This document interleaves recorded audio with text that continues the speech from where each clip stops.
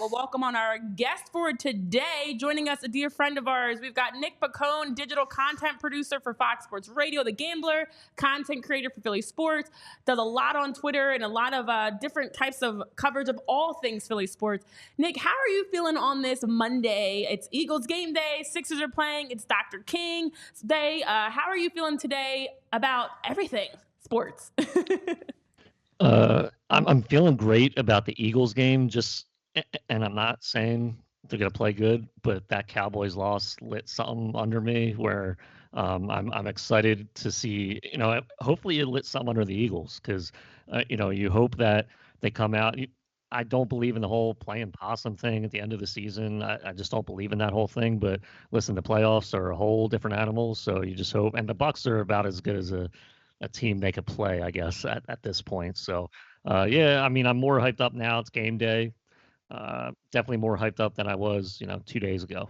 I love that. That's for sure. And follow Nick on Twitter if you don't already. It's @_ Piccone, Piccone. Nick, you've become like the go-to Twitter account for in-market, out-of-market radio calls and videos. You do a great job kind of lassoing a lot of the pain and suffering of sports fans around the country and delivering it right there on our timeline for Philly sports fans. So I guess let me just say thank you because I enjoy it. Yeah, and I didn't think it would get as much play, I guess, but it's Twitter, and I probably should have realized that. But it also entertains me at the same time. Whether the other announcers are good and they're like trashing their own team, or whining and complaining about the Eagles or Phillies or any other team, it's always entertaining to me. So fan base have you irked the most, Nick, with like your repurposing of their radio calls? Who really came at you? Was it Niners fans last year? Mostly, and that was a lot of off-season chatter. You know how the players did it, but their fans did it too. And I would get stuff in like Mars, be like, "Yeah, just wait till next year." And they would talk about, even when the Eagles went on their little slide or whatever, they're like, "Oh, why don't you post, the Eagles call about the 49ers trashing them?" And I'd be like, "Okay, here it is." And then I would just post the calls from last year's NFC Championship game, the 49ers radio. So, I have fun with it. I know, some people get upset. Some other people have a good time with it as well. But it's all about entertainment for me and just kind of laughing at Listen, my team and their team. oh yeah, and sometimes we have to laugh to keep from crying, and we've got nothing to do but find ways to have fun with it and be entertained by it. So Nick, awesome job with everything that you're doing. Let's talk Phillies specifically, starting with Zack Wheeler. Now we've bounced around. When is the Zack Wheeler extension going to happen? In general, when are the Phillies going to do something major? Since Aaron Nola, it's been several days, 54 days since the Aaron Nola signing. But now when we look at Zack Wheeler, possibly we might not see anything happen until later in the spring. What are your thoughts on when you predict that we're going to possibly get some news around Zack Wheeler, if it's going to happen? Because there are other teams like the Mets that are already eyeing, if Zack Wheeler becomes a free agent next year, wanting to try to find a way to reel in, I should say, Zack Wheeler. Yeah, I think a lot of moves happen right after the season ends and maybe right before it begins. So this is the little lull that, Ohtani was the big, free agent this offseason that people were, focusing on. But I think, the Nola signing came a little earlier than we anticipated, which is great. Like people give me crap about my post on Aaron Nola, but the Phillies are a better team with him as a starting pitcher. So I was glad that they were able to re-sign him. And the chatter surrounding Wheeler wanting to be extended and the Phillies wanting to extend him, I think is great. I do think they will eventually extend him. I do think it will happen, maybe closer to spring training, maybe during spring training. I don't know if it would happen after the regular season begins, but those seem to be, when everybody's together, right? Maybe everyone's on vacation or in the winter months or whatever. Nola they were able to get Nola re-signed. And I think, one step at a time type of thing. And they're really kind of looking at these smaller moves, which, it's probably the smart thing. But at the same time, as a Phillies fan, you're just kind of like, come on, Dave. Like, we want to be excited about something in January. You know, we're still a month away from spring training, so or a little more than a month. So I think once spring training starts, we'll probably hear that amp up a little bit. I could be wrong. It could happen today, could happen tomorrow, but I do think Wheeler gets re-signed before this season starts. Yeah, Matt Gelb pointed this out in his piece yesterday. He said by waiting to go into spring training, a potential new contract extension would not have the luxury tax ramifications on 2024. So that would make a lot of sense why they're waiting. They tried to do the same thing with Nola this past year. Didn't get it done in spring training, but he's still a Philly, as you said. Nick, the team came out with their end of the year yearbook. I'm not ready to watch it yet, but it did have me thinking, like, what was your favorite memory from this past year that ultimately they came up short on, but it was still a lot of damn fun? I think everything in the playoffs they did well before Game 3 of the Arizona series. But the regular season, for me, there was no better moment in that season and on Twitter/X than Michael Lorenzen's no-hitter. That might have been my favorite night. And it was so cool because it was like a random August night. No one expected anything. And this is the beautiful thing about baseball, man. You never know what can happen in 162 games. And that just became such a fun night on Phillies Twitter that, you know, I still remember now. It gives me goosebumps now. Just everybody sharing, you know, people at the game posting videos and stuff. And it's just like, man, like could this be the year? And, you know, Lorenzen kind of fell off after that, but it doesn't, to me personally, doesn't take away that moment that we had. I think it was a random Wednesday night in August. And, you know, we were still kind of on the brink of wondering whether they would make the playoffs or not, but they pulled away and they did it. Everything in the playoffs just meant more. That was so exciting, but I will never forget that night Michael Lorenzen threw a no-hitter. That was one of my favorite times of that season. Yeah, honest, and it reminds me a lot of, you know, as we've recapped a lot of the top moments. Trey Turner's another one. Obviously, that night in August was just fantastic to see the change for Trey and for the team. And I know Major League Baseball just recently came out with a list of the top 10 players that they think should run more next year. Of course, Trey Turner, 30 for 30 in stolen bases last year. The league is saying that they expect Trey to steal more bases this year.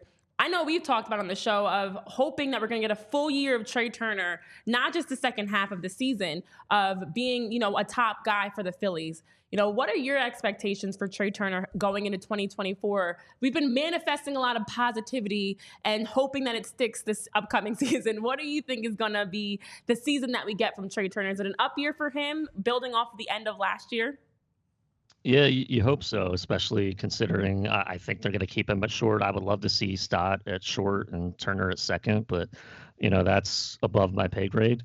I do love the fact that we can, as Phillies fans, we actually have a tangible comparison to Nick Castellanos from his first year into his second year.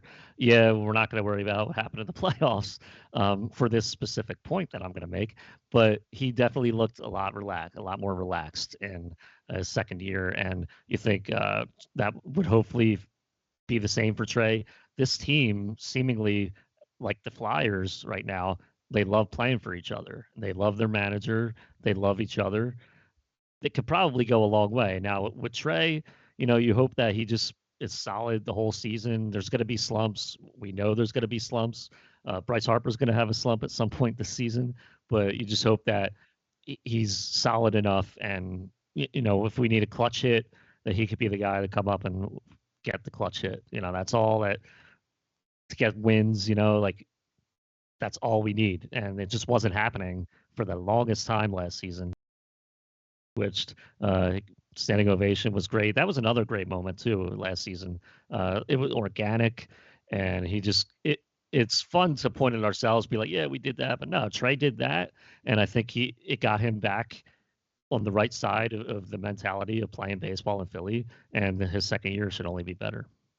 So, Nick, I'm going to outsource one of our daily segments to you here, and don't worry, it's very easy. I'm going to give Nick the moment of positivity. So we've been doing the 24 reasons why the Phillies will be better this year than they were last year. There obviously hasn't been a lot of roster turnover or change. But I want to give you the opportunity to say why the Phillies will be better this year. We'll see if you've hit on one. I think we've done 9 or 10 so far. We'll see if you hit on one. But what's your reason why the Phillies will be better this year than they were last year? It's a tough question. It is. I know it wasn't the whole season. This might be a cop out. And he had like a great numbers that could be like a full season, but a full season of Bryce Harper might be the difference between an NL East championship and a wild card, and maybe a bye in the first round. God forbid, they're off for a week before they go into their playoff series. But I think a full season of Bryce Harper, 100, maybe not 162 games, but April through September and early October could be the difference between a division title and not. Yeah, and I'm oddly really excited to see a full year of first base play out of Harper. Yeah, I think that's going to as be really well. fun. The defense definitely will improve. Definitely could not agree with you more on that, Nick. I know in the chat we actually have a question coming out of Top KMs about Andrew Painter. Now, Andrew Painter has been one of the problems that as Major League Baseball has been putting out all their rankings for every position, for every player, for prospects, for just a lot of different rankings coming out. Andrew Painter has been included on a number of those lists. He was an honorable mention for best fastball. He was up there for top prospects that are, pitching prospects. So Andrew Painter, who of course we know is not pitching this year, but what are your expectations for Andrew Painter in the future when he does get back? Hopefully 2025. Yeah, I mean, you hope that he still has the stuff that made him get to this level. You hope that, and pitchers that have Tommy John surgery nowadays, you see they come back and they're, I don't want to say better than ever, but they are improved. Sometimes there aren't pitchers that can come back from that stuff. But for the most part nowadays in 2024, if you get Tommy John surgery, you're more likely to bounce back and be just at the point you were before you got hurt, or maybe a little better. So I do hope that, and listen, where, okay, prospects are great, but if you could trade a chip for somebody else that is already proven at the major league level, you do it. So, I don't think they're going to do that with Painter, because I don't think a team's going to want to trade for him until they see him in the major leagues. But you still have that chip if he can come back, be what he was to get him to that level. Well, he was supposed to be the 5th starter last year, right? That was what they were pegging him as. So his ceiling is definitely higher than a 5th starter for sure. And you just got to hope that in 2025 he bounces back and he can almost like an off-season signing type thing, a big off-season signing where, maybe his ceiling that year could be number 3 starter. We don't know, what's going to happen with Ranger at the time, Taiwan, and what's our 5th starter now, Sanchez at this point. So, we'll see. And one of those other prospects, Mick Abel, could be, have a shot at being the team's 6th starter this year. So we'll see if he pans out or not. Nick, last one for me. It appears the more and more this is, unraveling here. I think the plan is to get a bullpen arm in free agency and possibly, target that outfielder at the trade deadline if Rojas doesn't work out. How do you feel about Rojas offensively this year? Are you drinking the Kool-Aid when it comes to swole Johan pictures going around and working out with De La Cruz? Do you think the offense will get to the point where it needs to be? I hope so. He did show glimpses last year, but playing against major league pitching each day is tough, especially for a guy that just came up in the middle of the year, and he came up for his defense. So it was maybe unfair for some of us, and I was included in that, of wanting more out of him at the plate. But at the same time, major league level it's playoffs. We need you, and when you fail, we're upset about it. So I don't mind, if they keep him up for the whole season or whatever. My personal preference was to re-sign Rhys Hoskins for 1 year, put him at first, put Harper back in right, and just move Nick to left. That way you can have Marsh and Rojas platoon in center Again, that's probably not fair to Rojas because he needs as many reps as he can get. So then I was like, okay, maybe you move him down in the minors, or you start him at the minors, and that way he plays every day. But that was my first, want as a Phillies fan.